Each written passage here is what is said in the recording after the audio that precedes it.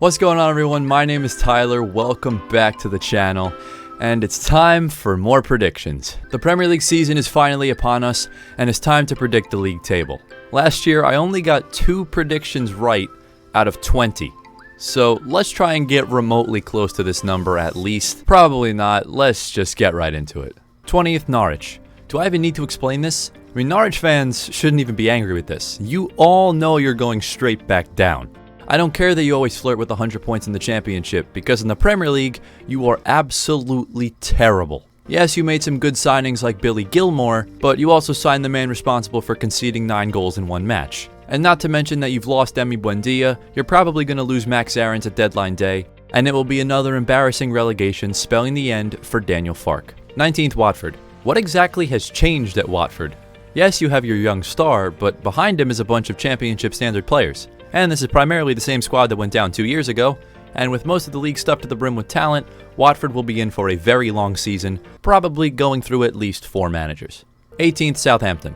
What on earth is going on at St. Mary's? This summer, Southampton have completely cleared up shop and are ready to go into tanking mode.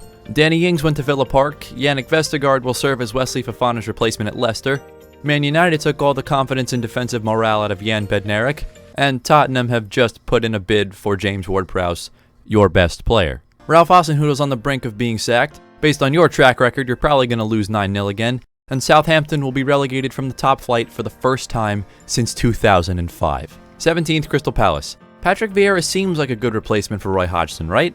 Not a chance. He's just another big-name player that has little to no managerial experience whatsoever. Frank Lampard was sort of able to make it work, but he was at Chelsea, where relegation's never gonna happen. Aside from Wilfried Zaha, this squad really has no Premier League proven players.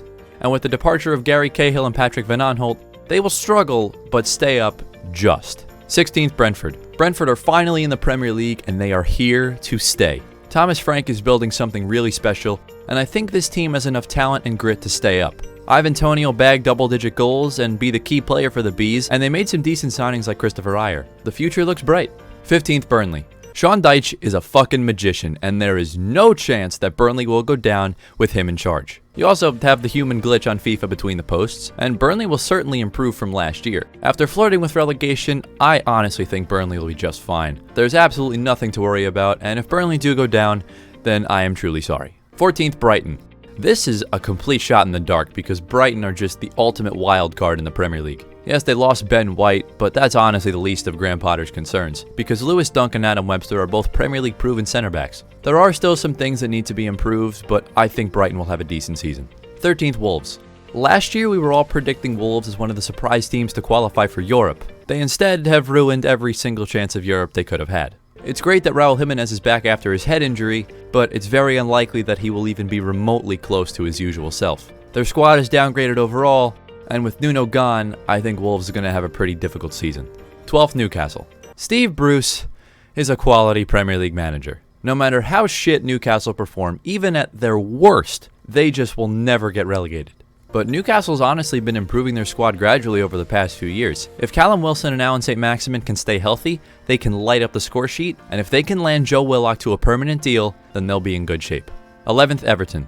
Everton are a mess. Last season, everyone was tipping the Toffees to be European contenders, especially after landing James Rodriguez last summer. But they had a bad season, faced loads of injuries, and lost Carlo Ancelotti to Real Madrid as a result. Now, Rafa Benitez is in, and I don't expect him to be as good as he was a few years ago. DCL has become injury prone, James wants to leave, and I'm not even going to talk about your suspended player who shall not be named. 10th, West Ham. To be honest, I think the Hammers could easily qualify for Europe after a very impressive last season. They've still got most of their squad still intact, but not having Jesse Lingard will make Europe a bit of a stretch. Thomas Souček cooled off during the second half of the season, and you signed a goalie who got relegated with Fulham. It will be a good season, but just a tiny step backwards. 9th, Leeds. This is such a fun team to watch, and they will definitely contend for a spot in Europe. Jack Harrison's loan move became permanent, Patrick Bamford will be one of the top strikers in the league, and with Marcelo Bielsa still there, Leeds will not have a second season syndrome. Overall, I think Leeds will have an almost identical season to the last one. Close, but no Europe. 8th, Aston Villa. You're probably thinking that Villa are screwed now that they've lost Jack Grealish, right? Well, on the contrary, this was a deal that they simply just couldn't refuse. £100 million is incredible for a mid-table winger. And they used the money from this transfer to sign guys like Emi Buendia, Danny Ings, and Leon Bailey, who will serve as an excellent replacement for your former number 10. And not to mention a Copa America winning goalie, whose confidence is sky high. Aston Villa will have a very good season, but no Europe without Jack Grealish. 7th, Arsenal. Arsenal's aim is Champions League football, right? Because they haven't finished inside the top 4 in 5 goddamn years. While Arsenal have brought in some quality players like Ben White, it's still not going to help them achieve Champions League caliber. While Arsenal fans think that finishing 7th in the league is horrendous, it will technically mean you'll be playing European football next season, which compared to last season is better than nothing. 6th, Tottenham. This pick is only valid if Harry Kane stays at Spurs, because if he leaves, they're going to wind up halfway down the league. I know we all like to meme Spurs and how they suck, but when push comes to shove, they're honestly a pretty good team. And I know he wasn't their first choice, but hiring Nuno as manager is a step in the right direction, but none of this will be possible if Harry Kane goes to Man City. 5th, Leicester. That's right, I'm tipping the Foxes for a 3rd consecutive 5th place finish. I'll call it the Champions League Bottle Job Trilogy. But let's be honest, Leicester finishing 5th in the league would not be a failure. I thought Brendan Rodgers would get sacked last season, but now I think he's on the right track. The only problem is that the top 4 is ridiculously stacked. 4th, Man United. Look, I know they got Jadon Sancho, I know they got Rafael Varane, but I've said it once and I'll say it again, this Man United squad is not ready. Bruno Fernandes absolutely shattered his back last season, carrying United to a formidable 2nd place finish. But I don't think he'll have as good of a season as he did last year. They'll have a very good season, but in terms of the league title, they're not ready yet. 3rd, Chelsea. Chelsea has everything they need to win the Premier League title this season, but there's one thing that will easily hinder that: health. Nearly every player on this damn roster is extremely injury prone, and if anyone is out for a lengthy period, then they're in trouble. With that being said, with the arrival of Lukaku, this will definitely help Chelsea leapfrog Man United, and they will have a very good season, but I reckon Thomas Tuchel will have an easier time in the Champions League than in the Premier League. 2nd, Man City. Manchester City are the epitome of pay to win, but not this time. This is a squad that looks deadly on paper, but they're aging fast, and I don't think the title is a lock for them this season. Spending £100 million on Jack Grealish is a big fat overpay.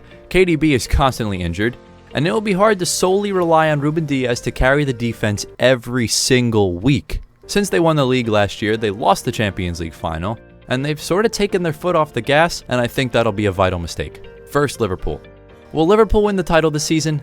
Honestly, I'm not sure. But in terms of content, if I get this prediction right, I will look like an utter genius. Plus, I am a Liverpool fan, so I kinda have to believe in them. But if Virgil van Dijk and Joe Gomez can be at least 80% of themselves this season, then I don't see why Liverpool can't win at all. It also comes down to the offense. If the front 3 and Diogo Jota can consistently find the back of the net, then the Reds will be in business. This is a much taller order than last season, but it's possible. I pray to God that I at least got one of these right, because if I get 0 right, I will be so annoyed. I will be making a video reacting to these predictions in May, so be on the lookout for that when the season ends. If you haven't checked out my reaction to last year's predictions, the link will be down in the description, or you can click the link in the top right hand corner right now. But anyways, that's going to be the end of the video. Thank you all for watching. Remember to subscribe, leave a like, and I'll see you guys later.